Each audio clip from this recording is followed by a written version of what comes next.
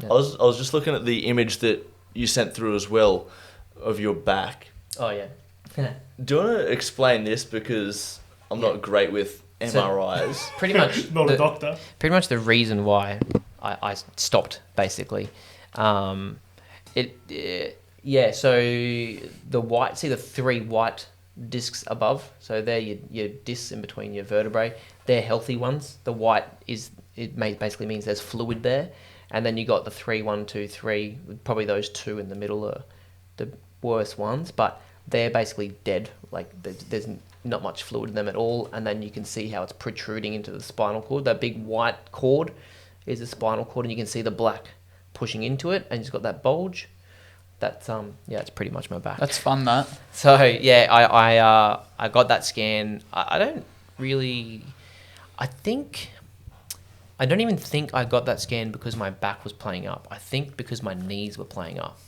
And then I ended up getting an ultrasound on my knees, and then getting an MRI on my knees, and figuring out, like, fuck, what's this pain from? And then the surgeon said, go get your back scanned. I was like, all right. So I got my back scanned, and then that came up. And then he referred me to a spinal surgeon, and I pretty much ignored their calls for 6 months. So I ain't going no back surgeon. I don't need a back surgeon. So then I was like, okay, well, maybe powerlifting sort of got to be put on the back burner for a bit until I figure out what's going on with my back. Because, I mean, if you look at that, you go, shit, well, that's my spinal cord right there. One wrong move and, some serious shit can happen. So I was like, maybe I shouldn't put 300 kilos in my back for a while. But it's still on your mind. You still couldn't even say definitely that it's your last competition. No, I don't know why. Like, yeah, Treatment's getting better.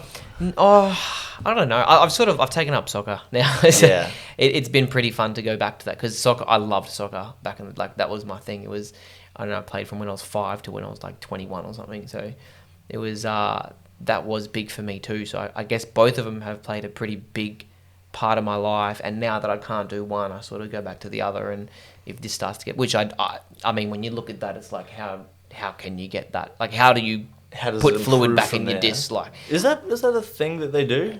I don't know. I'm pretty sure the spinal surgeon probably tell me if I ever went, but yeah, yeah, I don't know. I'd like to get another scan first before I even contemplate going to that side. Dude, it's scary shit. I got a guy at work.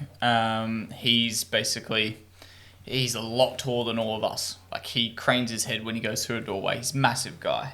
I have the same problem. Yeah, and he's getting spinal surgery now because he's so tall.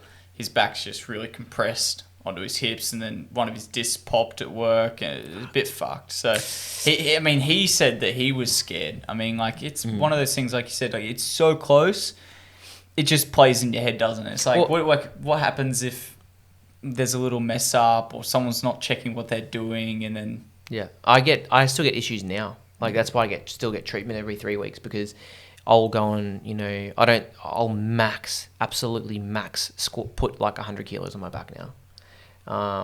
Even when I like sumo deadlift, like I went to sumo deadlift a couple of months ago maybe, and like one wrong move because I was, wasn't thinking about my breathing and bracing or whatever, and I tweaked my back and couldn't walk properly for like 6 days, just purely because, like, that's what I mean. Like, one little slip up, if your back's like that, and your back will spasm because it's trying to protect your spinal cord, and that's its like protective mechanism to lock your muscles, around your back, so it doesn't go any further to actually slip the disc or whatever it's trying to do. That spasm is like so intense that it fucks you for like 6 or 7 days. So this is a result of probably putting too much. Yeah, too much I mean, weight? I can't say yes, but it's probably pretty obvious that, having that much weight on my back for a long period of time has probably done it. And people go, "Oh yeah," like as if it's not from that. But how do I say? Well, like, I can say like it's obviously that I've had 200, 300 plus kilos on my back for 4 years, 3 years, whatever. But how can I say? Well, no, it's not. Like, I can't 100% cause and effect. I can say 99%, but I can't say 100%. Like, I mean, humans are built for endurance and an element of strength. And what you're saying is, like, the strength factor, like, it's undoubtable that you can lift that much. It's like, how long can you lift that much without like serious injuries occurring? I mean, we look at people like Ronnie Coleman, for example. Look at him now. Drugged up, right? Drugged up during his prime, lifting huge amounts of weights, still same problems. So it's like, the strength factor of like the human physique is undoubted. You have guys too, which probably could do exactly the same as what I did at my body weight, at my, maybe not my frame structure, because that's probably what could potentially increase their longevity, but you could have the same dude, same weight, lift the same weights as me, the same body weight as me, lift the same weights as me, and have nowhere near as many problems as maybe what I had.